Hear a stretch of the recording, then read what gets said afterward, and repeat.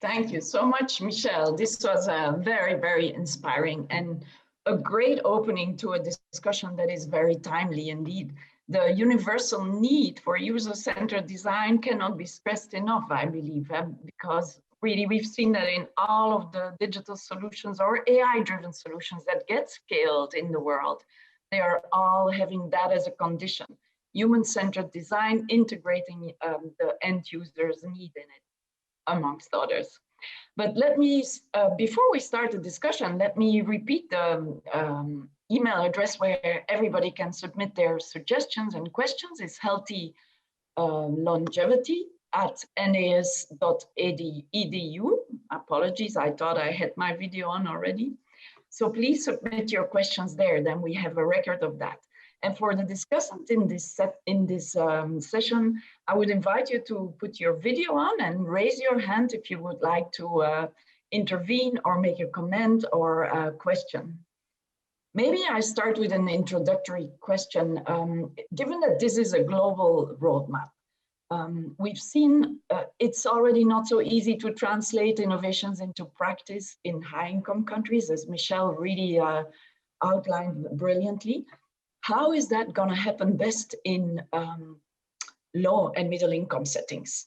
Anyone wants to take the floor to explain what kind of successful strategies have we deployed to scale innovations through low and middle income settings? I know a few people in this expert group are very, very experienced in that. So maybe I can ask you to have a go at it, Dickie or Leo maybe. Sure, I'm happy to start. I represent a group called MIT Critical Data. It's a global consortium consisting of healthcare practitioners, computer scientists, engineers from academia, industry, and government. And our mission statement is to put data and learning at the front and center of healthcare. And we do this by creating these cross-disciplinary communities to derive knowledge from data routinely collected in the process of care. And with open science as its foundation, we build capacity around creation and curation of data sets that are de-identified and made available to as many expertise and perspectives as possible. Our vision is to empower every country to build their own medical knowledge system by leveraging the digitalization of care. We have been organizing these data hackathons, or datathons for short, around the globe. And the goal of these events is to showcase the ability of data sharing to crowdsource data curation and to promote reproducibility, cross-disciplinary collaboration, and most importantly, diversification of the research community. We share our tools and best practices in health data generation and stewardship, as well as resources for education and training for capacity building to partners in LATAM, Asia, and Africa. The biggest threat that we see right now to the adoption of AI in healthcare is the concern that training algorithms on real-world data will actually encrypt societal, institutional, and individual biases, legitimizing them and propagating them at scale. At present, a key evaluation metric for machine learning in healthcare applications is accuracy. But just because an algorithm is accurate and actionable does not mean that it should be implemented. An algorithm trained on the majoritized population is likely to benefit only that population and widen disparities. And algorithms developed by teams that underrepresent most of the world are bound to maintain the status quo. So our suggestion is that we should not really look for and invest in technologies, but maybe perhaps our goal should be to build capacity and diversity in research. And I'm going to stop there and would love to hear the other people's comments. Thank you so much, Leo. Absolutely. The first and foremost important condition to advance and to make every country benefit from the digital and AI-driven technologies is really the people and workforce skills in digital and data. But I saw lots of hands up in the meantime. David, please go ahead. You were first. Okay, well, thank you, and a pleasure to be here. Hi, everyone. My name is David Rue. I'm the Global Chief Medical Officer for Microsoft. I'm joined by my colleague, Elena Bonfiglioli, who manages our EMEA region. Just to give you some perspective, we've been working closely with many individuals, organizations, and countries, for many years about meeting the challenges that healthcare presents. And certainly during COVID, a lot of that accelerated on the digital health front. And one of our key principles has always been to meet the individual, the customer where they're at, really understanding the context of what type of structures and what type of expectations they have. And this was pretty clear during the pandemic when we saw a significant push towards digital technologies for virtual care, to use of chatbots to enable rapid decision making. But for many organizations in many places around the world, these digital tools were inaccessible because of simple things such as lack of broadband. And when we started exploring further, it wasn't just even lack of broadband, but it was lack of affordable broadband. So there's much that we need to do to much as was described earlier, build that infrastructure that allows us to be able to get to that level playing field. So if we want to talk about being able to help people and provide an equitable distribution and allocation of technologies and resources, we have to address some of these key barriers. And then even when you have those in place, the next question is around digital skilling and training and making things easier. And in fact, when we saw specifically when use of technologies to enable virtual care for seniors, just simply having this accessible and expecting that they would be able to use it and understand how to figure it all out was a big assumption. In fact, oftentimes it was not the case. So what we've learned, and I think many healthcare organizations have built this into the systems, is an assessment. We'll call it a pre-assessment, a technology assessment, an understanding of expectations, and then trying to figure out how we can best meet those. And it turns out that there are a lot of things that we are now implementing today that we didn't do at the beginning of the pandemic and at the beginning of our journey that are, I would say, good steps forward. But as we continue down this journey, we'll recognize that that we need to go further, that there's cultural issues, that there's socioeconomic issues, there's a variety of other things that lead to further individualization and customization of our approaches that will allow us to become able to be able to reach as many individuals as possible. Thank you, David. Very, very important points. The challenges, half of the world is still unconnected to broadband. That's the first challenge we have to overcome. But infrastructure without the digital skills or without the inclusion of all types of population will also not reduce inequity. So we have many, many different challenges. But the next one who raised his hand was John. Please go ahead. Hi, and yes, I'm John Beard. I work with the University of New South Wales in Australia. I'm a commissioner and I used to be the Director of Aging with the World Health Organization. Lovely presentation, Michelle. And there were a couple of things that you touched on I was hoping you might be able to expand a little bit more with.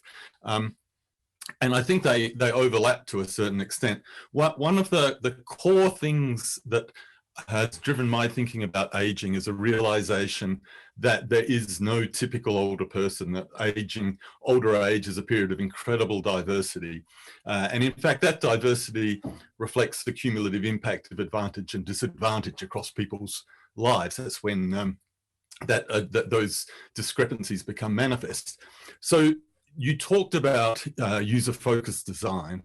And I think that's one way of sort of tackling that diversity, but I don't see much of it happening with the private sector when I engage with them. The private sector tends to operate from this stereotypical perspective of an older person and identifying a product for that stereotype rather than thinking about a product which might span that diversity.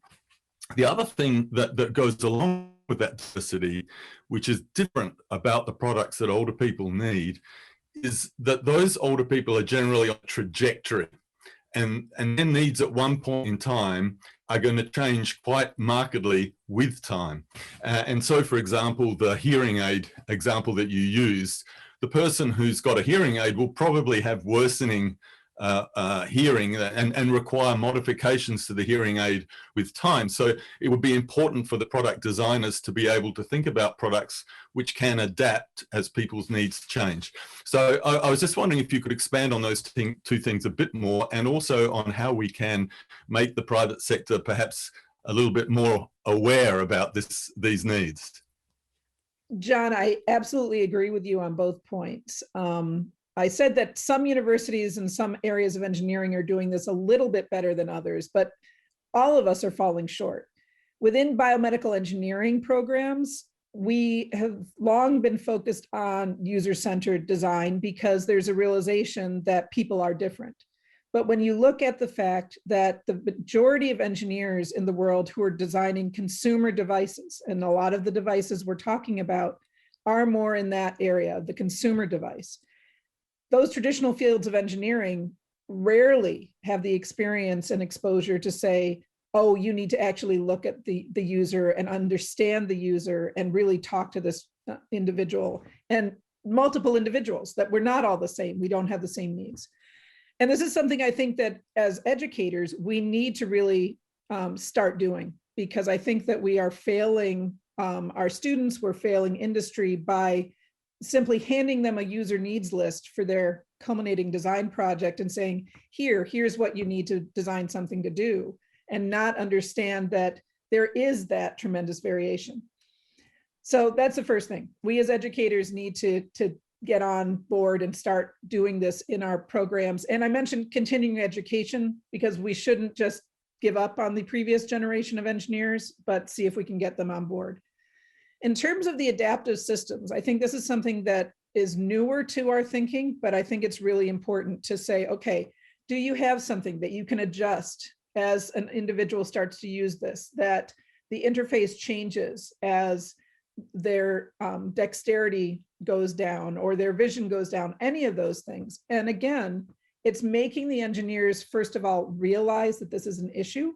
And then once they realize it's an issue and talk to people, I think we have the scientific and engineering creativity to come up with those solutions.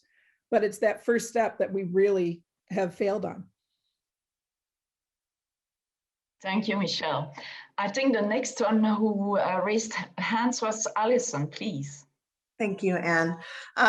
So I think this is such a great conversation, especially because I think with COVID, we've seen that, health equity and digital equity are truly intersected and intertwined in ways that maybe we couldn't have even imagined 2 or 3 years ago. And so I'm working at ARP, and we're focused on older adults in this kind of work. And I have the privilege of leading both the research center and our work on technology and digital equity. So I can kind of live in this intersection. I think we're really thinking about this as an ecosystem issue. And I've heard a little bit this in what David was saying and also what Michelle was saying as well. And so there's 3 things I want to bring up. So first is the issue of advocacy, of course, for infrastructure. And I think one of the things that we've been doing in our work with the UN and a lot of the new work on digital inclusion that's been coming up on the global level in the past year is this idea of technology and access as a human right. And that deals a little bit with getting into sort of differences across countries. So both a human right and a market imperative, and really taking both of those intersections as important and thinking about those. I think another issue, and this is brought up as well, is so if we address it from a government or an advocacy standpoint or an infrastructure standpoint, then how do we address it from a consumer standpoint? And there's certainly issues of digital literacy or digital skilling. We just affiliated with the Older Adults Technology Service here so that we could be focused more on, because ARP is such a consumer focused group, how can we address that issue? But thinking about those on a large scale. And then another issue, which we don't tend to think about a lot, but I think was also mentioned, I think that may have been John, you talking about this, are the issues that we deal with regard to the representation, even in the media, of how older adults are portrayed with technology, which we've done a lot of research looking at media representation and digital imagery. And it's just so incredibly skewed. And that's important because it affects the way that designers think about older adults. It affects the way that older adults think about themselves and technology, and whether they're willing to adopt and think of themselves as potentially earlier adopters. So I think those are two things on the consumer side. And then of course there's the marketplace, which again we've talked about. I think this idea of certainly consumer-centered design, but we're really thinking about inclusive design, right? The idea of even designing at the edges, right? When you move past designing in the middle of, you know, a distributed curve and you start thinking about the edges, and that's where you design. I think a lot of the really interesting innovation, whether it's work in, for example, closed caption and Zoom or video chat, right? Certainly, you know, potentially developed because we're looking at accessibility issues, but then everybody wants it. And certainly in the pandemic, I think we've all appreciated having closed caption when we're in tons of Zoom meetings. So I think that's an important, and then I also just wanted to echo what Michelle said, and she knows that I'm a big fan of the idea of university. You know, we've been doing a lot of work of how do we get designers early on in their careers to have access to older adults, or empathy training, right? Or have this sort of empathetic user experience design. And I think that's another gap that we see and something we're trying to focus on at ARP, which is how do we give the marketplace or give designers access to older adults, because it's not always easy. As someone who does research on older adults at the time, that's an issue. And in fact, yesterday we launched the first probability panel for 50 plus that's in the market in the US. And that was new, that didn't exist before. So you could actually do scaled research for older adults. So a lot of work there, but I think when we think about the ecosystem of infrastructure, consumers, and market, it gives us at least some places to start from. Thank you, Alison. Very important, all of this. And the next one was Dickie, I believe. Go ahead, Dickie. Nice to see you. Nice to see you as well, Anne. I want to thank you and the National Academy very much for the invitation to talk today. My name is Dickie Settle. I'm the Chief Digital Officer for PATH, which is the leading international NGO working to advance health innovation and technology and support global health equity. And we work with low and middle income countries around the world to help advance the digital transformation of their health systems for increasing health equity.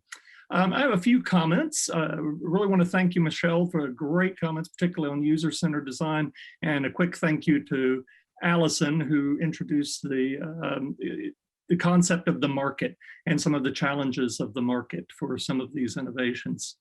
I just want to give a couple of lessons from the world of global digital health. And just number one, as we think about these kinds of innovations for health longevity and how they might be supported for adoption and adaptation within low and middle income countries. Number one, we want to design for scale from the start. In the early years of global digital health, and frankly, it really wasn't that long ago, only in the last 10 or 15 years, those early years were characterized by an explosion of small-scale proof of concept pilots that never successfully scaled. While there's value in agile development and adaptive management, these should be directly tied to a long-term vision rather than only short-term improvements. As more countries develop digital health strategies, costed implementation roadmaps, and digital health enterprise architectures, it becomes easier to develop tools that can be scaled from day one. And number two, coming back again to Alison's concept and the relevance of the market and market analytics and market shaping in supporting these countries. We need to recognize and address different levels of market maturity in supporting the introduction and adoption of new health innovations and technology. During the early stages of health innovation market maturity, government should be the primary partner, owner, and driver of health system innovations. A lot of the fragmentation I talked about in the prior point, resulting in a health system malady we call pilotitis, was due to the donors and the implementing partners coming in and driving their pilots and their explorations of the applications of technology in these health systems to their own goals, rather than really engaging with and supporting the capacity of the government to articulate the goals for the country and the priorities for the country. And so while talking of governments as a monolith can make this seem like a lofty goal, we've seen immense success by starting with a few passionate champions. These champions are positioned to build buy-in and goodwill across a Ministry of Health or a government writ large. And from there, it's possible to build governance structures, define priorities, and create a common vision that all partners can feed into. This common vision is key to creating mutually reinforcing initiatives and ultimately long-term sustainability. Of course, governments must be held accountable to the populations they serve by civil society, and all of us should work towards supporting these accountability mechanisms. And as government and civil society work together to adapt, adopt, and scale health system innovations to the population, they should also co-create an enabling policy environment for local private sector entrepreneurship and innovation, addressing market failures and other market maturity issues that inhibit strong local innovation building on global learning.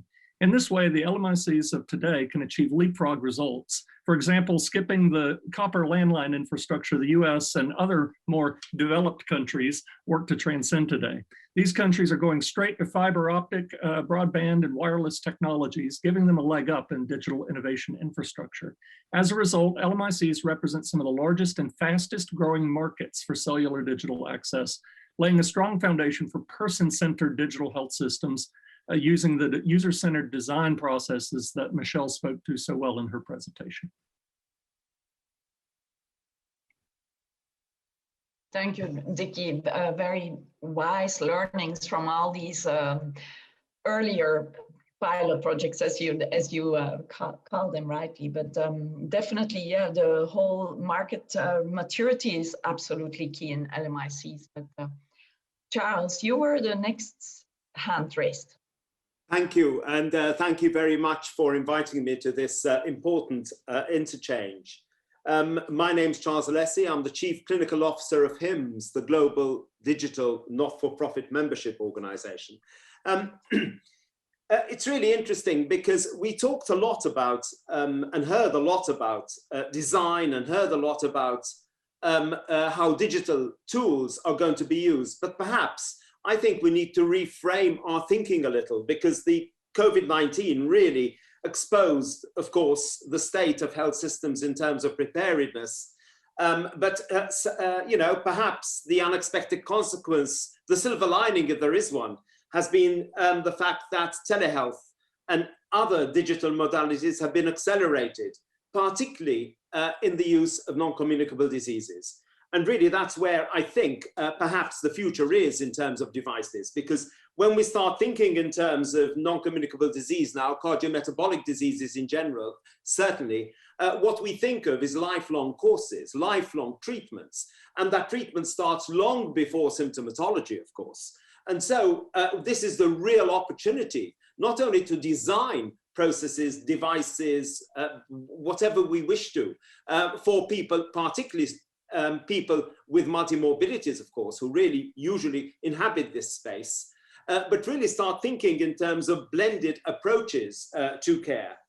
Because what we need to is actually also think around the development of a congruent, comprehensive deployment of digital lifelong care, which really utilizes every opportunity to do so, both digital and analog, incentivization, motivational nudges, and everything else that goes with that.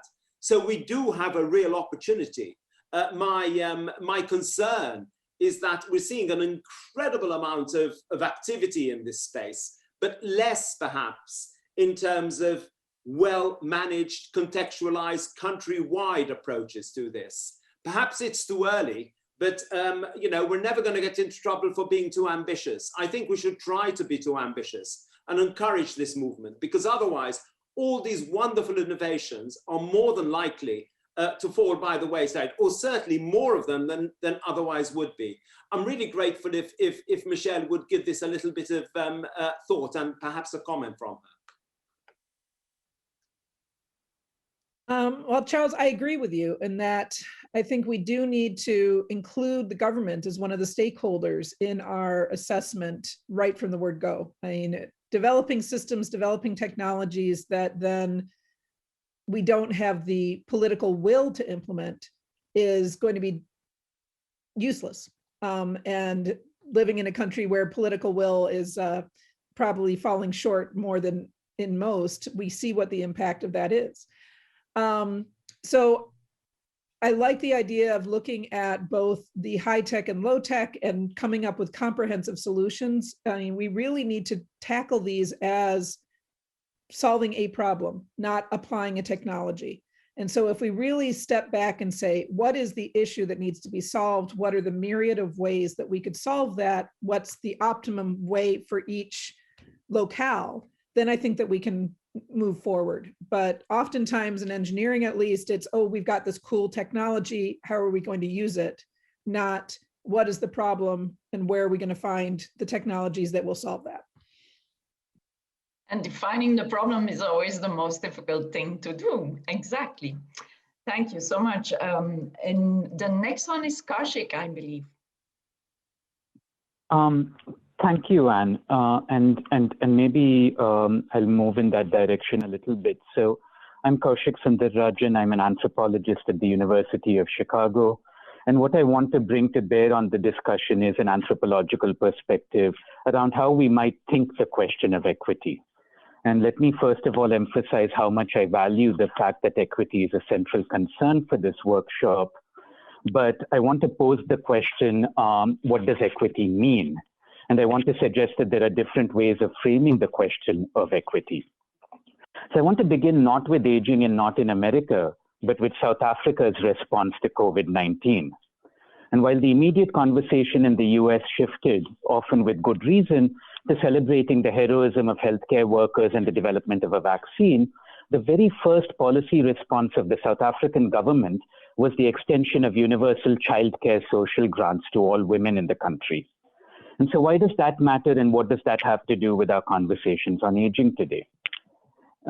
So primarily, much as I appreciate the concern with equity in these conversations, I'm primarily hearing the concern with equity as being a concern with access to therapeutics, technologies, and healthcare that's downstream. In other words, equity as downstream to the science and technology. And that's potentially a more technocratic imagination of how science, technology, and society might interact in a public health response.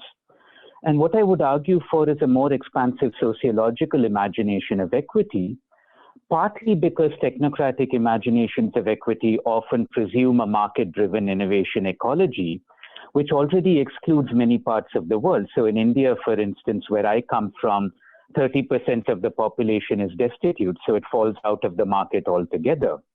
So that initial South African policy reflex to COVID of saying pandemic equals universal childcare, even before saying pandemic equals vaccine, is an acknowledgement first and foremost of the necessary role of government in any kind of healthcare capacity building or response that's truly and meaningfully equitable.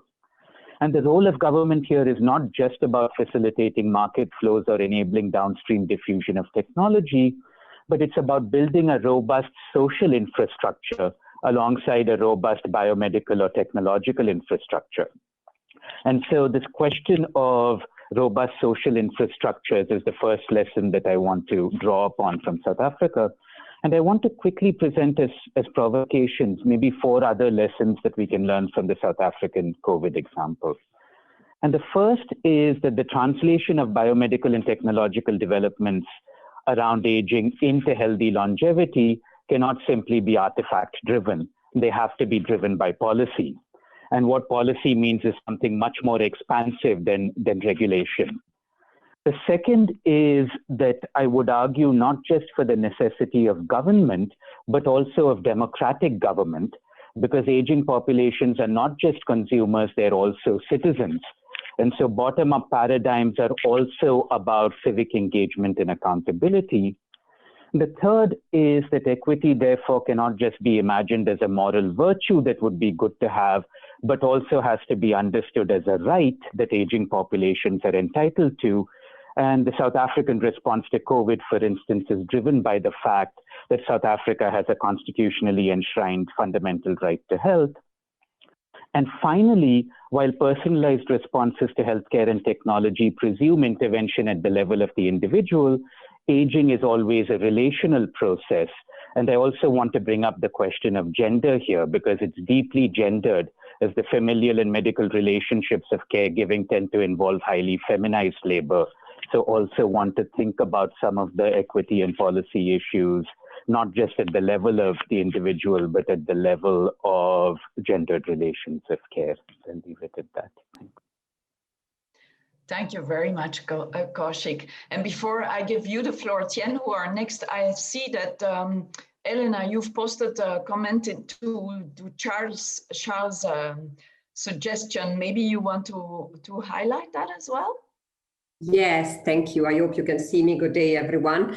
I wanted to say that Charles' point on looking at the digital modalities and how those digital modalities actually today, they are co-shaped by technology companies like Microsoft, but also with clinicians.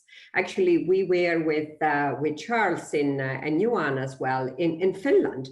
It is really a wonderful case of how one hospital, Helsinki and Uusimaa, has rethought all the processes from mental health to home dialysis with the clinicians, with the patients. So to me, it brings back to the process of how we think innovation with stakeholders engagement, the basics, right? Stakeholder engagement, understanding adoption, having a feedback loop of usage and making sure that it is a true co-design. And this today, luckily, is happening. So let's have that beacon of hope and make sure that we study what works well in those cases and we scale it up. Thank you, Anne. Thank you, Elena. Exactly. We can very much learn from those cases. And I remember the Finland example, very nice. Tien, you were the next one, I believe. Thank you very much, Anne. And maybe I'll give a bit of a perspective. I'm from Singapore. I lead the research and education at the Singapore General Hospital or the SingHealth Complex. And of course, we've also gone through digital transformation from Singapore, particularly during this COVID. And I wanted to really make two kind of contributions here, right? I mean, the discussion was low and middle income countries and, how is it going to work there, right? And I want to give you something on Singapore, which is not in the low or middle income category, but a little bit of thoughts on China first. But before that, let me just tell you about Singapore, which you would imagine could do a lot of things for the digital things. I mean, we have 90% internet penetration, maybe 90% of the population have smartphones, not just phones, smartphones, right? There seems to be 4 phones per person in Singapore, right? And of course, internet is everywhere and it is free, right? Anywhere in the city is free, so you don't need to pay any subscribers and you get that, right? And yet we have challenges during this COVID doing telemedicine and video consults that all of us went through last year. And I'll just give you a bit of sense of what it means. And we kind of piloted it, right? I mean, I'm an ophthalmologist, so we need to usually have patients come into the hospital. But now, of course, we try to, during those very critical months, do a video or telephone consult. And what we found was that it was very challenging, right? And it is not so much the technology or the physicians or the patients wanting it, but several things here we need to look at. A lot of it has been touched on. So infrastructure is there, the mobile phone is there, the computer system is there, right? And yet we have problems with, number one, payment. Not everyone, had, even our older people have internet banking and they weren't that comfortable with internet payment. So we had a lot of so-called, well, we just do it for public service, right, at that time. So no payment. Second, a lot of them need medication. So rather than just a consult, you need an end-to-end delivery of either medication or something. And that's when you start needing to think, is the hospital going to have to work with the likes of Uber or one of these delivery companies to do the medication, right? Then the third is that, when we're doing it, it was very challenging to get government funding, and they expect digital technology to be cheap because, they didn't have, they don't even know how to fund it, essentially. So even enlightened governments find it challenging to fund system. And finally, we went into security, which became quite a bit of an issue over time, right? Because we were using Zoom, basically like this platform, and that's obviously not the long-term solution for this. So in a setting of a small, well-controlled place like Singapore, where we needed to do it, we found it challenging. Now, does it mean that we are in trouble then going to low and middle income countries? In contrast, I would say some of the low and middle income countries particularly in Asia, probably has better capability. And I think if I just tell you China, you would understand this. And you know, my colleagues in China, in Guangzhou, they had successful video virtual hospitalization. And I just give you a sense of what it is. Number one, of course, the infrastructure is there, right? Everyone knows the IT infrastructure. Second, they have high, almost 100% digital payment means. So no one carries any bills, payments. I mean, you know, you can't pay anything, right? You can't use money in China, right? Even as a tourist, they're not interested. So in other words, end to end, they have sorted that out. They have a pervasive delivery system, right? So in other words, you order anything online, they deliver to you, whether it's a food, whether it's a drink, and you need that kind of very messy delivering system, essentially. You can't just hope that someone's going to do it for you. And then they have high level of trust. People have no problems paying because they're used to even $2, of a drink, right? They will use their smartphones to pay for. So I think, and finally, many of them grew up without the hardware and without the access of what we're expecting, the hospitals and so forth. So I would argue, and it's not just China, India, Malaysia, Southeast Asia, Indonesia, they have the best opportunities and should not be neglected in the global looking for solutions to adoption of digital technology. You'll be surprised. You know, it could be challenging in structural, old world, rich countries where there's a different systems essentially. Whereas newer systems, everyone depends on the smartphone for. I mean, the saying is that, you know, you can only pay the beggar in China with smartphone, right? That means that the digital technology has taken hold in the poorest of the people there. So that's my contribution from this part of the world. Thank you. Thank you very much, Tien. And it cannot be stressed enough how important it is that the LMICs have obviously a step in advance. They can leapfrog the innovations much better than higher income countries that are faced with the legacy systems they cannot walk around. I know in China, for example, Ping An Good Doctor is an AI-driven internet hospital, internet health centers, internet pharmacies. They increased their consultations to 1 billion per day during COVID. It's a really massive scale. Everyone is very trustful of it. And indeed, as you say, I think these points are exactly crucial. Thank you very much. The next one who raised her hand is Marita. Please. Well, hello, everyone. It's really a pleasure to be here. And Michelle, thanks for that great presentation. I'm from the University of Michigan. I am an implementation scientist. So I would like to kind of move some of our discussion to what do we know about implementation in terms of the processes and what facilitates adoption. The first point I'd like to make is that when we think about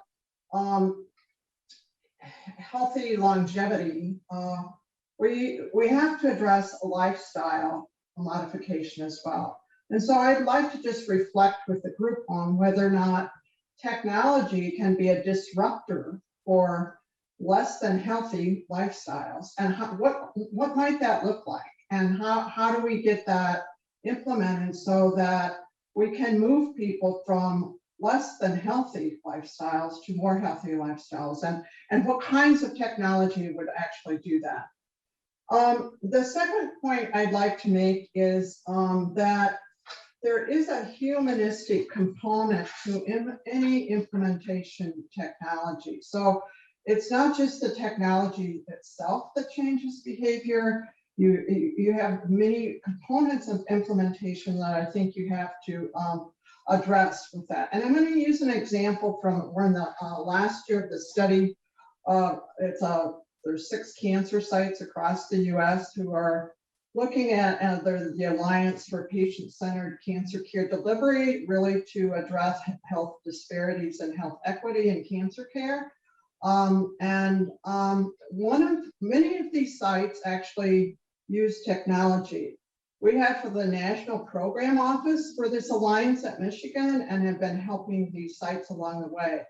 But I wanted to just read it. And so what we've done now is interviewed all, the research teams at all the sites, as well as some of the individuals who are the recipients of that care. And I just want to read a quote from one person from one site in which they were doing symptom monitoring using smartphones. And many of these patients who were getting cancer care, some of them had smartphones, some of them did not.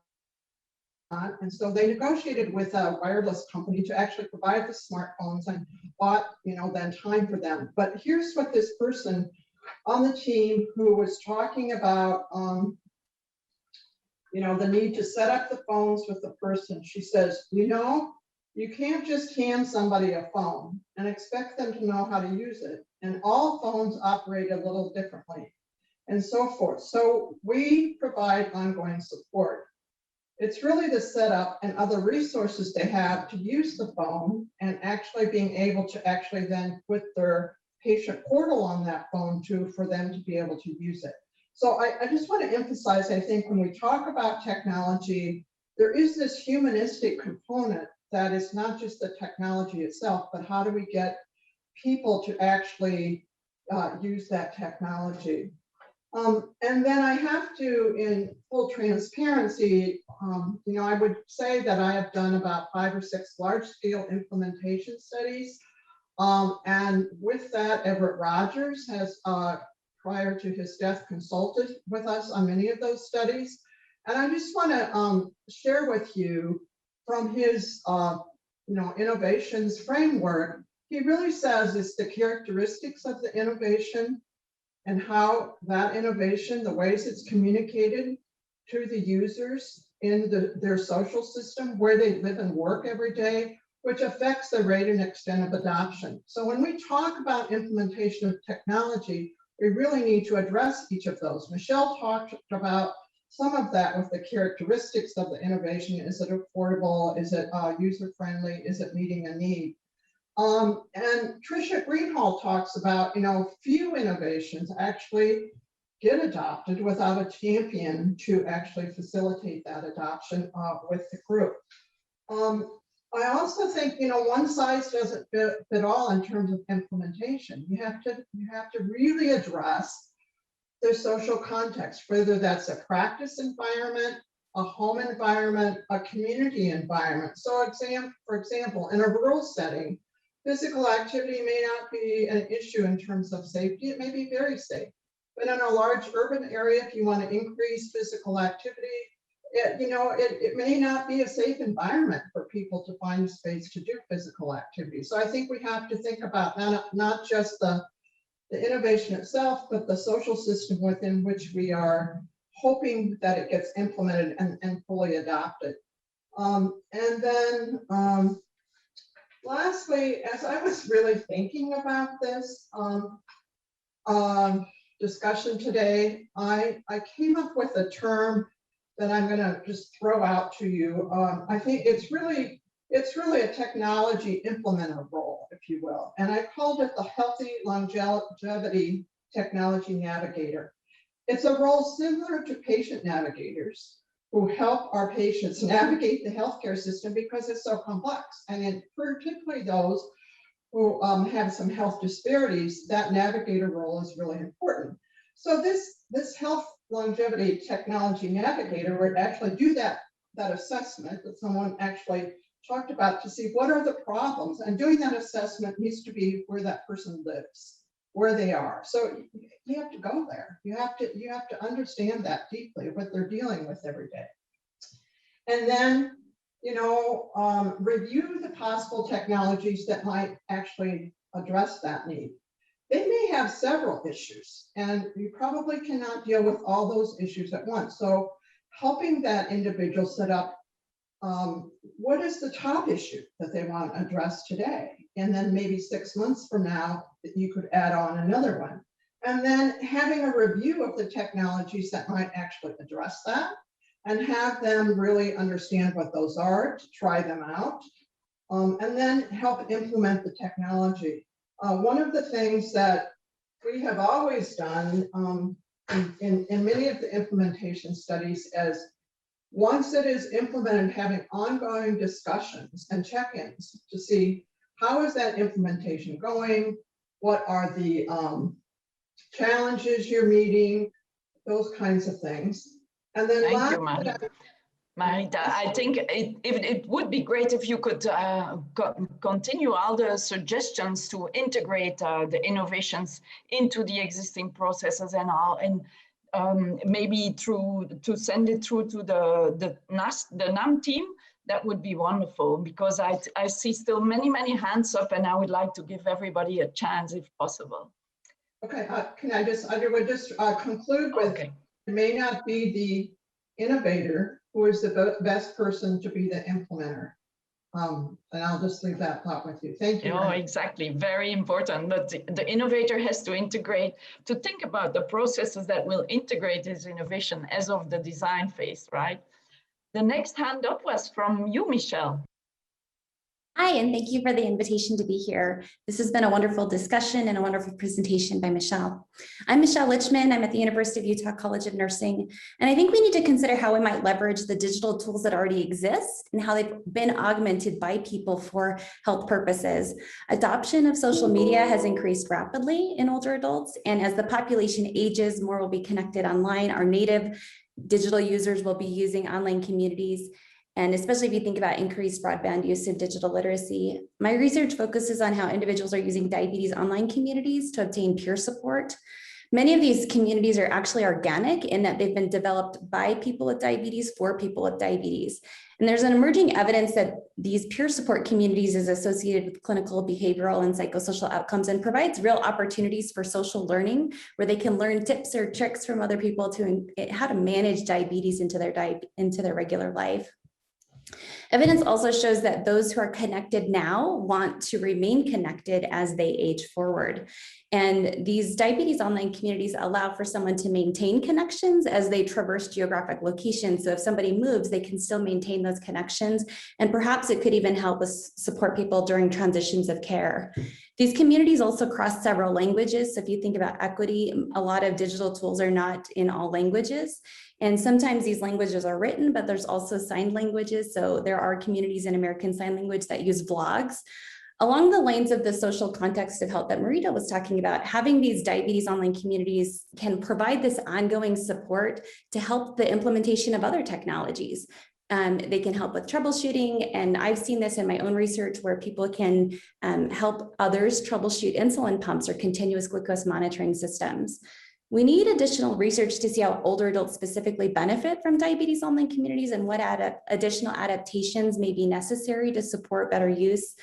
And we also need to see how we can have support of others who can support them as well. So I saw in one of the chats, there was this discussion about how some tools that are used in pediatrics maybe can be used in older adults as well. And this is true for online communities. We see parents using it for children. We see young adults, middle-aged adults using it now. And so this is a technology that can stay with somebody as they age forward. Thank you.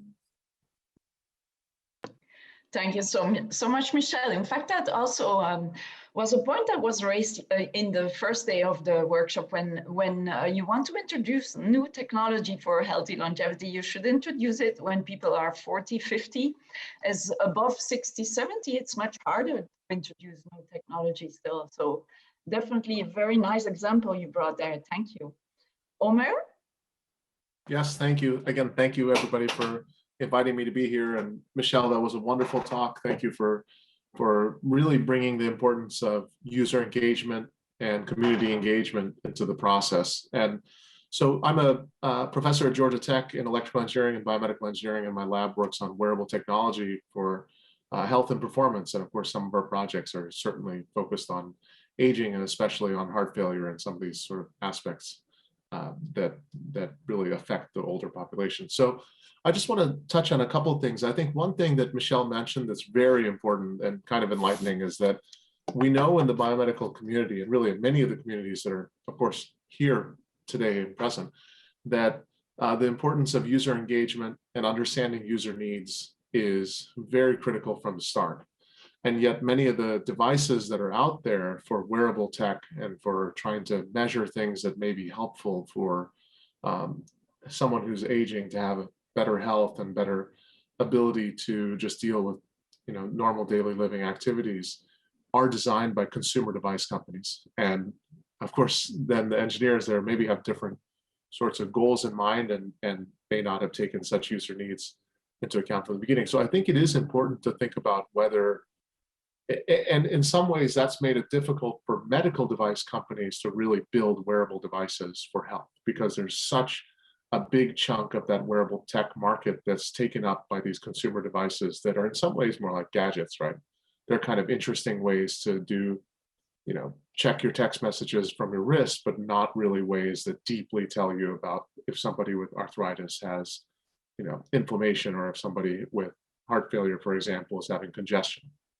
And so I think there's an important role that both regulatory agencies like FDA and other sorts of international agencies have to play. So far, they've kind of taken a step back and thought of this sort of wearable tech market as being consumer and being something that doesn't need to be regulated and thereby can be kind of like Wild West in some ways.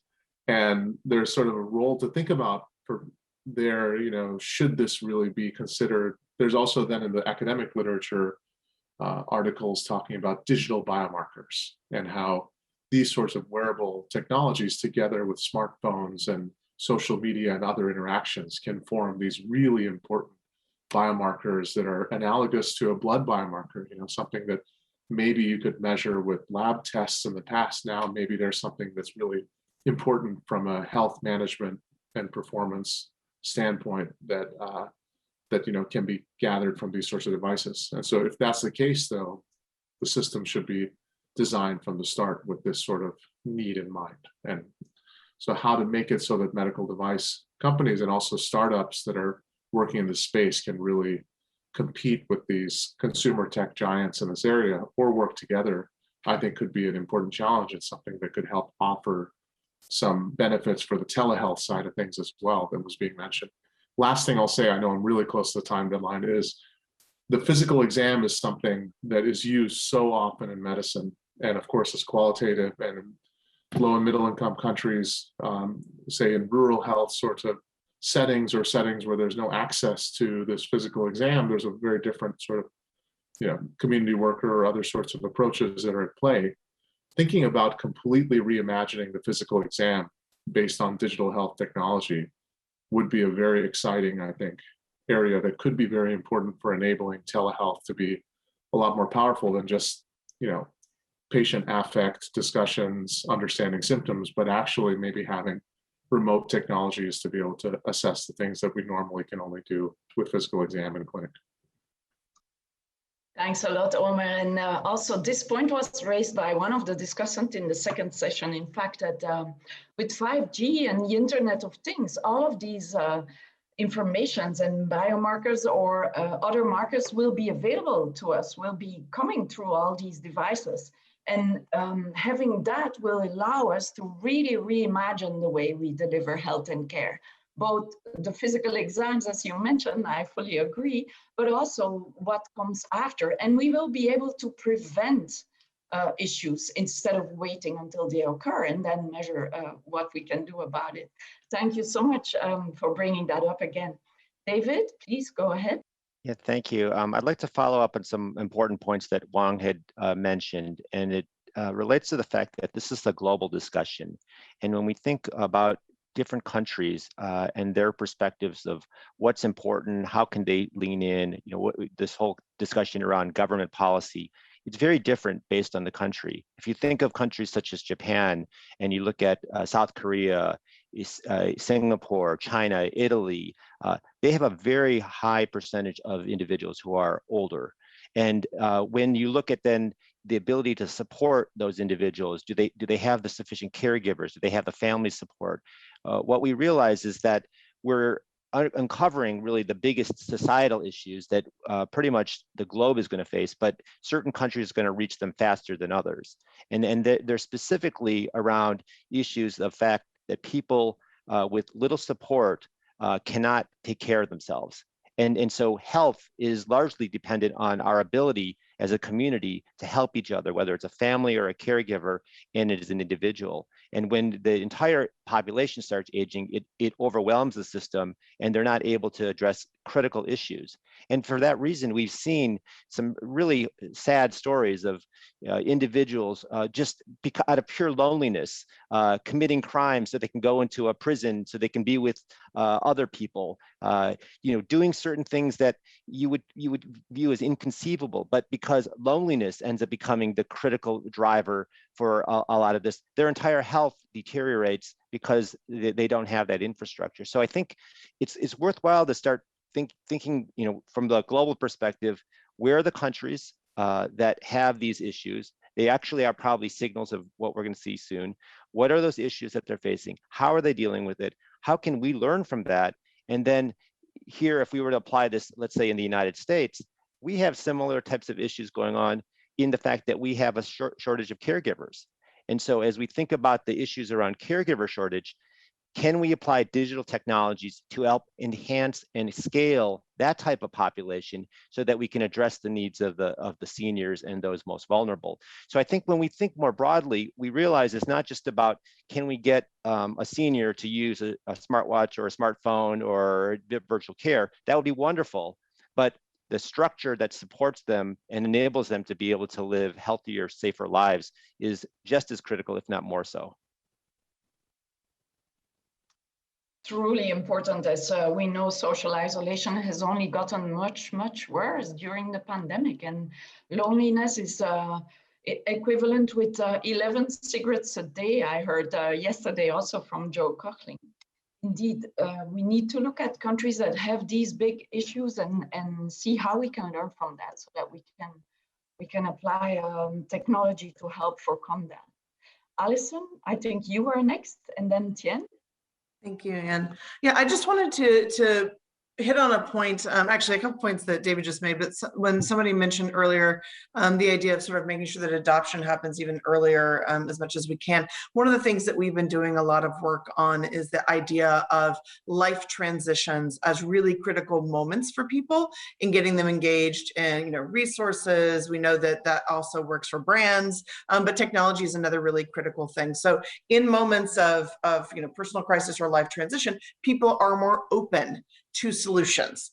And so I think one of the things we're seeing, and this actually goes to the pandemic and isolation, is when you try to bring technology in a health crisis moment, that's not always the best time to bring it in. So loneliness is a great example. We know from lots and lots of research that just adding technology into someone who's lonely doesn't necessarily make them not lonely anymore or more socially connected, right? Right now, I don't think anyone here is a technological determinist or anything, but I think that's a critical thing. So how do we ease people in? And this is the thing we've been thinking about. How do we ease them into technology early on, using other kinds of use cases? What are those gateways? Social connection, family members, those are things at play that sometimes can be good ways to engage people in technology early on in ways that are not as laden with what we see sometimes as we're trying to address health issues. So just something to consider. Thank you, Alison. Tien? Yeah, I think, I'm just listening to the conversation and there are many common threads, but one area that I'm not hearing very much, and I thought that the panel may be good to hear some comments, right? Obviously, you need a multidisciplinary global approach, which is what the whole panel is on. But one of the gaps that we are looking at when we're looking at adoption and whatever technology, particularly digital technology, when you have to bring people across fields, is the people, right? How do you develop the people and the training for them to be able to do this kind of work? And in many societies still, right, particularly for the younger people that are interested in science, and the traditional university and healthcare academia setting, the pathway for them on this path is not clear, right? The assistant professors that once a tenure, frankly, has a problem, right? Going into this kind of space, working with companies, perhaps many years without any publication, struggling to get the standard grants because where do they submit these grants to, right? Is it to the biomedical or is it to the engineering side? I mean, people just don't even know how to review these grants. So we are struggling a little bit in Singapore thinking about pathway, and you can say that it is for us is the clinician innovator kind of track. Very different from the standard path of physician scientist, which I think everyone is aware, it is a really pharmaceutical kind of molecular biology, drug discovery pathway, which is, gone through 30, 40 years of evolution. But the current thinking where technology and engineering hits the clinical medicine, that pathway, to my mind, has been a big challenge. And we are trying to create it in Singapore, but we don't have many takers. There are 1 or 2 programs. There's the Stanford Biodesign program, where they bring in physicians and engineers and so forth, but very few of these. And as I said, maybe some thinking or some sharing from other universities might help. Essentially, how do you get the young assistant professors to work on these kind of projects and problems, and yet have a salary and a career path forward? Because we need a lot of these for things to work. Thank you. Thank you, Tian. And I hope you will build the blueprint for many, many other countries, because that's exactly what is needed. In medical schools now, in most medical schools, there's very little about real data science or how you can deliver virtual services to your patients. It's still very little included. And it would be fantastic to have physician innovators, as you say, because that's exactly what we need. If we want to reimagine our health systems to become real health systems and not care systems, we have to have that kind of education, a real important factor in the enabling environment. Thank you for making that. Makoto? Yes, thank you very much. This is Makoto from Tokyo. I'm very happy to hear David's comment, clearly pointing out the problem of loneliness. It actually happened in Tokyo Metropolitan. It's a very serious problem already, because as you know, Japan is we are suffering the great demographic transition. Maybe the first line, the Japan, South European countries, and China, Southeast Asian countries whatsoever. But there is some time lag. And I think I'm always thinking about how the different countries collaborate with together, and in order to facilitate the data sharing about the longevity issue. Unfortunately, the Japanese government is not so open to make these data utilized for the foreign countries. But I think we have no time to go to the summit of the demographic transition. So just only 10 years. So after 10 years, we will go to the summit.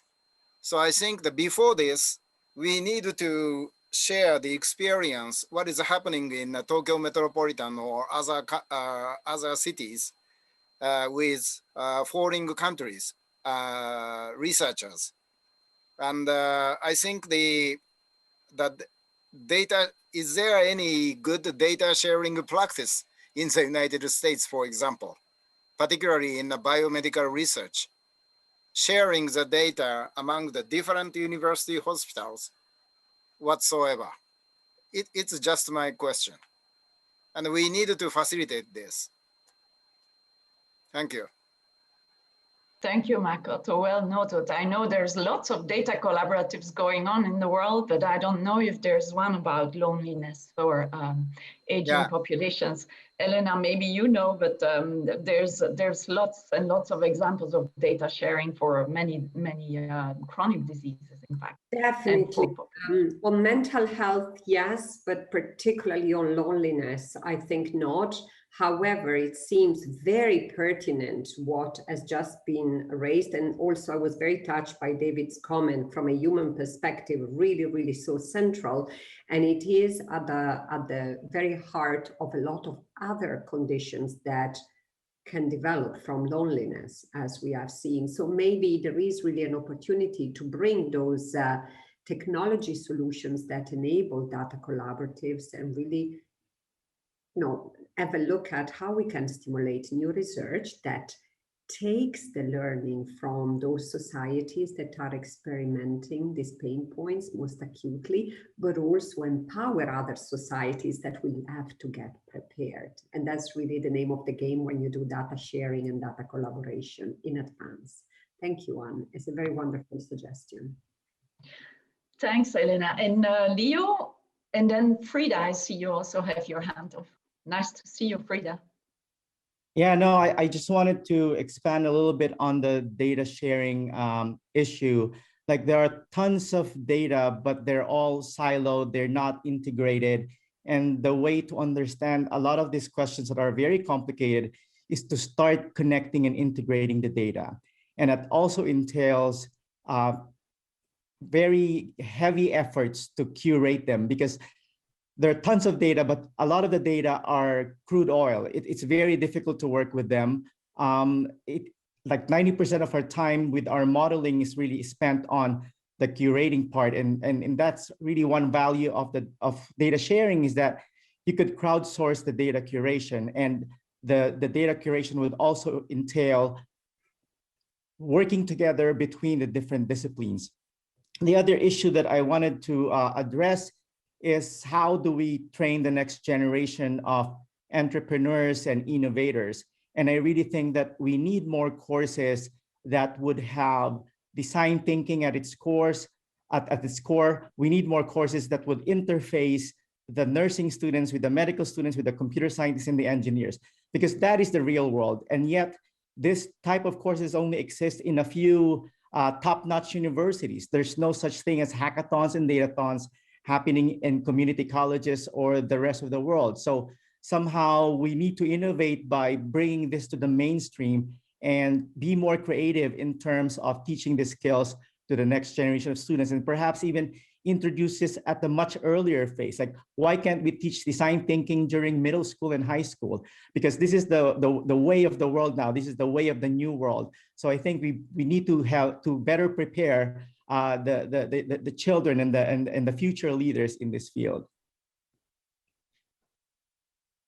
Thank you, Leo. Absolutely essential. The engineers and the medicals and the nursing together. In the design phases they are, but not in the educational system, indeed. Linda, please. Hi, everybody. Anne, thank you for leading such a very important discussion. I thought I would respond to Dr. Suematsu's comments about loneliness with two thoughts. One is that there is a new international organization called ILINK, the International Loneliness Information Knowledge Network, which has been established out with the Secretariat, led by the Irish Institute for Public Health. Roger O'Sullivan is the chair. And the goal is to link researchers globally who are working on issues of loneliness. I am a member of that and have the privilege of chairing it, but Roger really is and the Secretariat really are the point of global convergence. And it was established to try and solve some of these needs, to understand the drivers of loneliness and the opportunities for solutions. So I'll just mention that.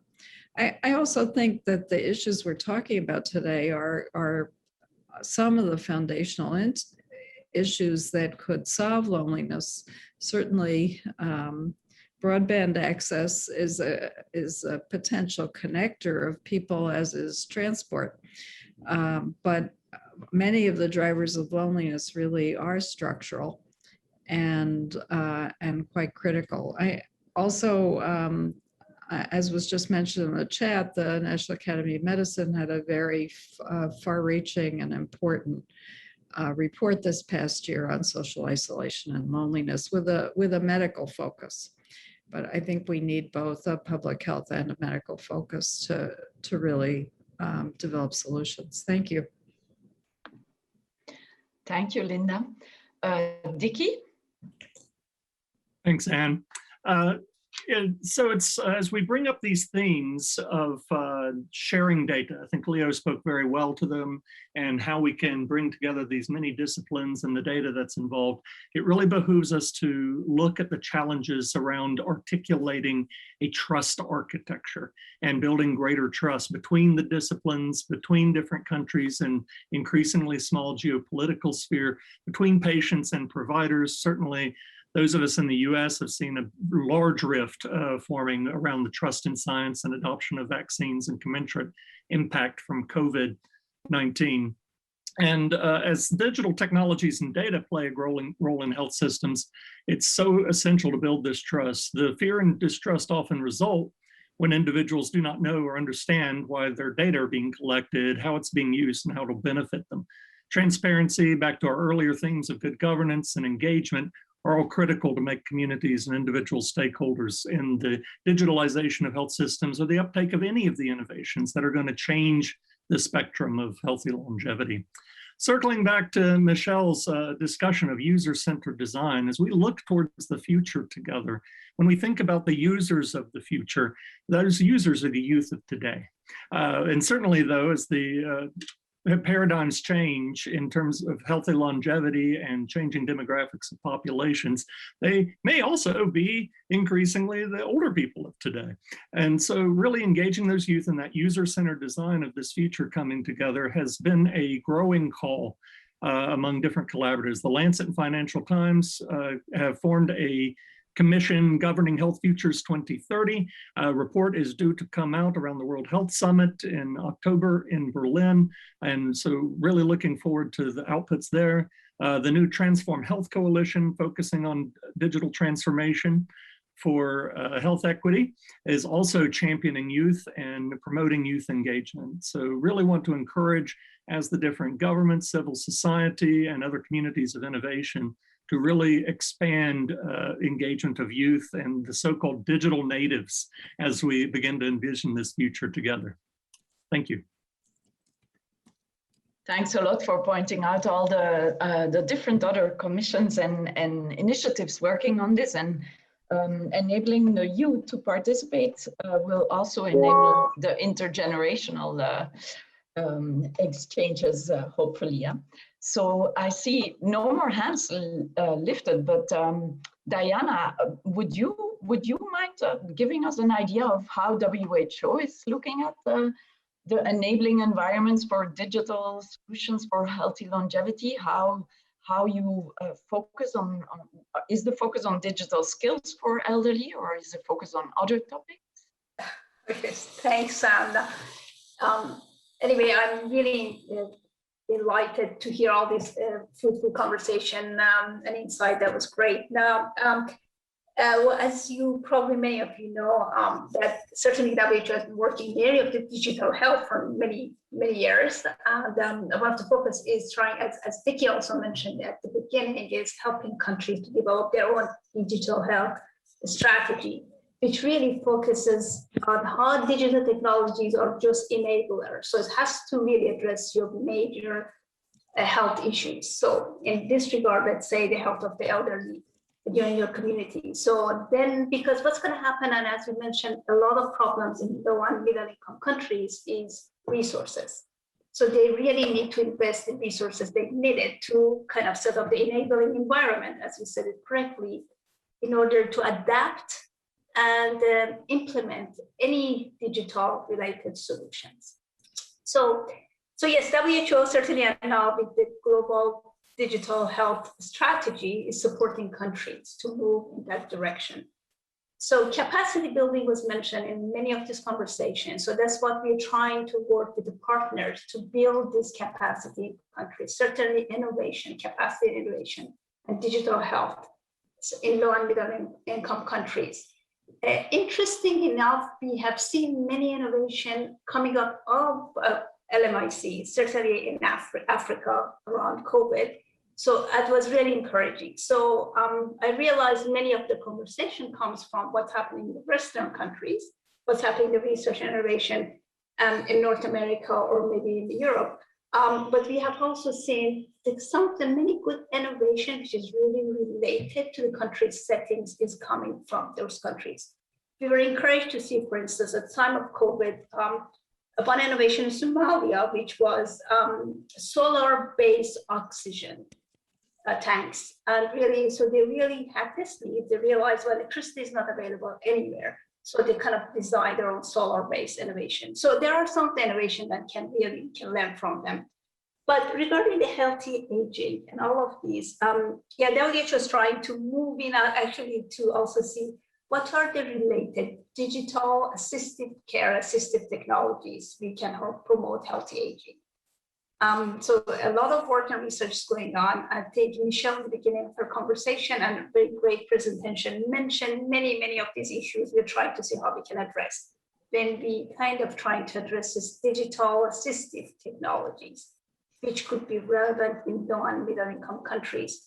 So one of the things also we're trying to promote is some of this twinning and some of this research institute, as I think also was mentioned, in this Western countries can also kind of partner with the research institution in some of the LMICs because you're trying to address the needs of that population. One other things we have seen, if we come back to digital health and digital technologies, many LMIC countries come to us because they don't know what to choose from. So there's a lot of solutions out there and how they really select these solutions and how they adapt it to their settings. So these are the things that at the global level, WHO is trying to address. And when it comes to certainly on the technology related to aging and digital technologies on aging or digital assistive technologies, there's a lot of ongoing innovation. So there's a lot we need to learn and see how that can be adapted, how it can be regulated. And as you said, to expand it in many countries. The expectation of countries is they need to know exactly the regulation of these and how they can be integrated into the health and social services. So they're helping them with the policies and enabling environment is something that WHO is trying to pick up. And we're working with different departments in WHO, digital health, aging, assistive technology, and health system to bring all these aspects together to address digital and the aging agenda. I'm not sure if I really was able to, I'm sorry, I think my camera was closed all this time and I didn't realize that. I'm so sorry about that. And nobody mentioned that. I apologize for that. So we are moving to that direction. Digital health is not new, but certainly addressing the need of the aging population is something that WHO is trying to address with the new decade of the aging. WHO just was launched this year. So we are also working in that area. Thank you, Diana. Yeah, I cannot echo more your point about the motor of innovation that is coming from low and middle income settings, and we will be able, hopefully, to make reverse innovations in high income countries with some of their solutions that are currently in the testing or validation phases, absolutely, or later phases. I wanted to ask if my co-chair wanted to add something to the workshop still, or Linda, or any other of the commissioners before we close. Otherwise, anyone raising hands? No. Okay, great. So I think these discussions were really absolutely very enriching, and starting with Michelle's fabulous presentation on the importance of user-centered design and the proper definition of the problems we want to solve, taking into account the social context not forgetting that talking about healthy behaviors is easy, but you need to have healthy choices optional. So, or healthy options available, let us say. Then we looked at the role of governments now. Governments have to become agenda setters to increase the equity and inclusion for technology for healthy longevity. If we want to reach all people, regardless where they live or what kind of issues they have, we need to increase that drastically. And COVID was only a wake-up call of how urgent that is. We looked at the massive importance of the enabling environment. Infrastructure alone will not bring us to digital inclusion and an equal society that is aging friendly. We need a complete ecosystem where the infrastructure is guaranteed, where the people have the necessary skills and the workforces are trained in skills and in cross-sectoral working with other disciplines. We need enabling governance and regulatory systems in place if we want to scale technology innovations for healthy longevity. And we need to be to have an environment that is open for innovative ways of funding these. A point that we didn't really discuss, but you brought it up, and Michelle, in your presentation. What I also very much liked in the discussion is that what came out that low and middle income settings are very often better placed to introduce or to scale innovations more quickly than some of the high income countries because of the legacy systems we face in higher income countries. And LMICs in the end have much more to gain because their health systems are more overburdened than in high income settings even.